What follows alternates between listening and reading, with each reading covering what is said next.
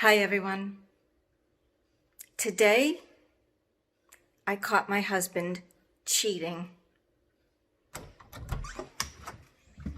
Garage, interior door.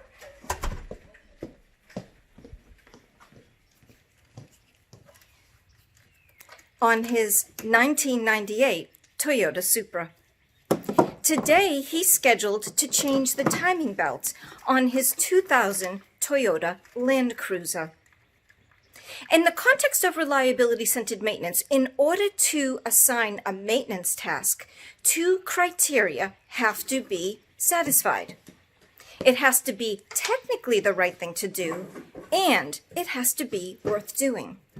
So let's take a look and let's see if my husband did the right thing this morning. First, let's start with it being technically appropriate. Well, we know that a timing belt comes into direct contact with the product. So it does have an age-related failure characteristic to it. In other words, at a certain point, the probability of failure is going to drastically increase. In the case of a 2000 Land Cruiser, that's at about 80,000 miles. So if you do on a scheduled basis decide to change the timing belt before it gets to 80,000 miles, well then that's technically the right thing to do. Now let's talk about if it is worth doing or not.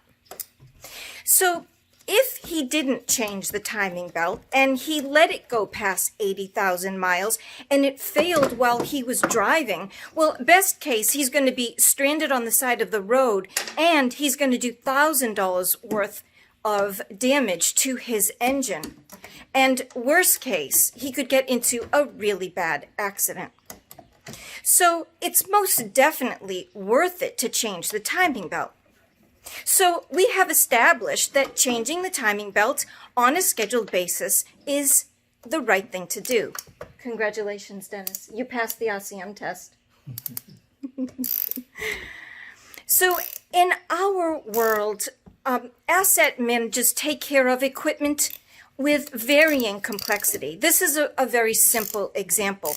But in the real world, unplanned failures can cause some very serious consequences. That's why it's very important to do reliability-centered maintenance. When we do RCM, we do three things. Number one, we determine and identify what we need our equipment to do. Number two, we figure out what would cause it not to do that. And number three, we figure out how to manage all of that. So if you're not getting the kind of reliability that you want out of your equipment, don't fall prey to shiny object syndrome. Start with the basics and start with reliability-centered maintenance so you can figure out what would cause you not to get the kind of reliability you want and to figure out how to manage it. I'm Nancy Regan. Thank you for watching.